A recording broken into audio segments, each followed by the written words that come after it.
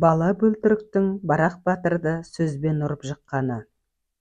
12 атаға тарайтын Жалайыр елінде Балпық би деген кісі болған, және сол уақыттың тілімен айтқанда көреген, қасиетті адам болған деседі. Бір күні осы кісі кешке жақын төбенің басында отырса, қолында жібі, мойнында дорбасы бар бір бала төбенің етегімен әлдеқайда бет алып кетіп бара жатады. Баланы көріп, Балпық дауыстап қасына шақырып алады. Бала үлкен кісіге әдеппен сәлем береді.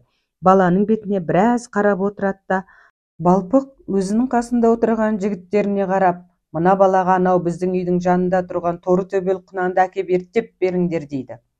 Жігіттер аң-таң, бірақ қадірлі қарттың сөзі екі болмайды. Құнанды ерттеп балаға мінгізеді.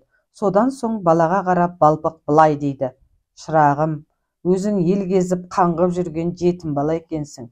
Осы құнанға мініп, жақсы жолға бет ала баста. Бұрынғы уайымыңды бұдан былай ойыңнан шығар. Күн көру үшін істеген жөнсіз істен аулақ жүр деп ақыл айтады. Бұл сол кездегі 12 жастағы Бөлтірік деген бала еді. Қадірлеп ат мінгізген және ақыл айтып батасын берген кісінің аулында бала жарты жылға жуық жүріп қалады. Күндердің күнінде елдің шығыс жақ шетіне келіп ту тігіп, 500 қолмен Найман Барақ батыр Жалайыр еліне жаушы жібереді. Айтқаны мынау екен: Жалайыр елі арманда қалдық демесін. Маған қарсы шыға ма, немесе айтқаныма көніп айдауыма жүре ме? Соның хабарын тез берсін. Бұл суық хабарға ел сасады.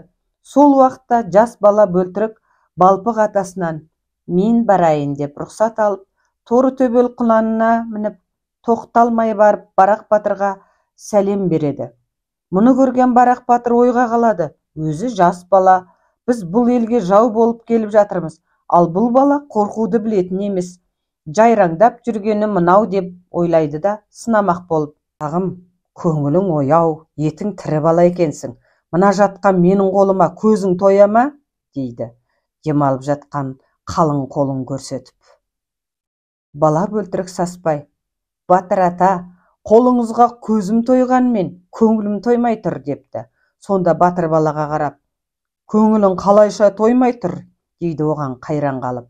Көңілім тоймай тұрған себебі біріншіден мына жатқан сіздің қалың қол Сәмен Ұранды, Сыпатай, Андас, Тойшыбек, Байсейіт батырдың, немесе Қарасай Ұранды, Кәшке, Қарас, Сұраншы, Саурық батырдың аулының сыртында ту тігіп жатуға лайық қол ғой.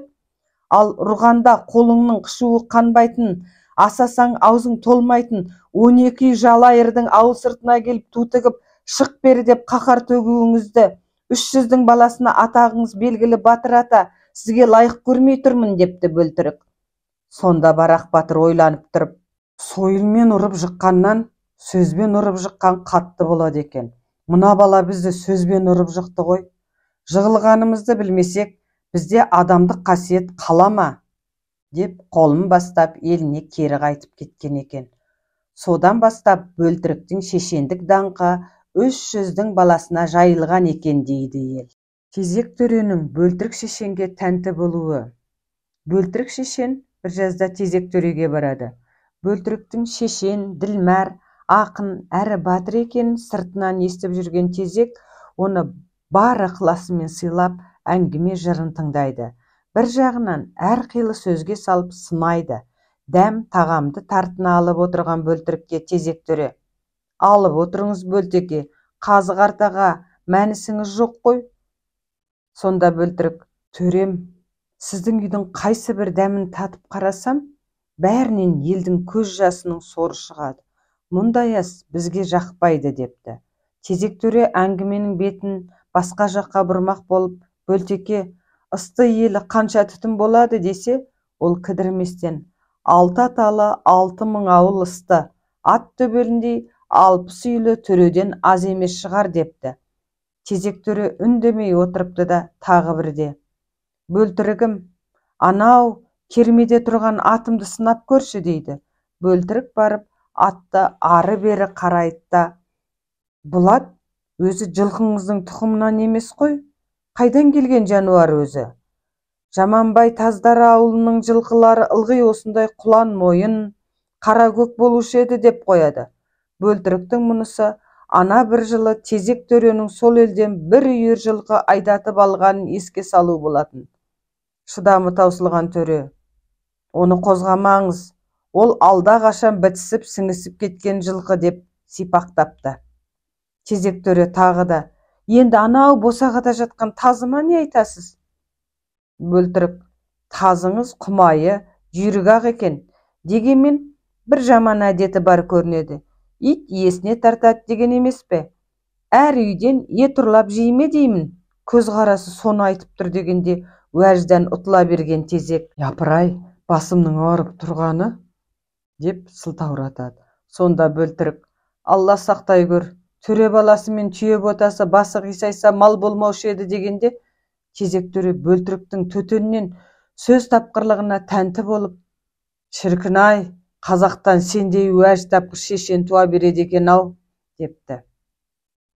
Тезек төре сақалды кісі екен. Ол кейде тіс шұқитын ағашын қалың сақалының арасына қыстырып отырады екен. Осыны отырғандарға жұмбақтап: "Анау тұрған тау етегі орман. Сол орманда бір ұры тығылып жатыр. Оны қанша кісі барса байлап әкеледі" дейді. Отырған жақсылар әрі ойланып, бері ойланып таба алмай отырғанда Бөлтірік ақын кіріп келеді.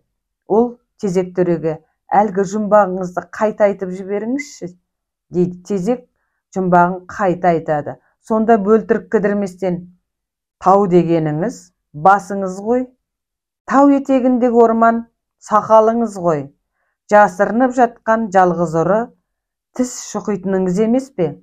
Мынау 5 кісі барса, оны ұстап әкеледі" деп 5 саусағын көрсетіпті. Соңы. Тыңдағандарыңызға рахмет.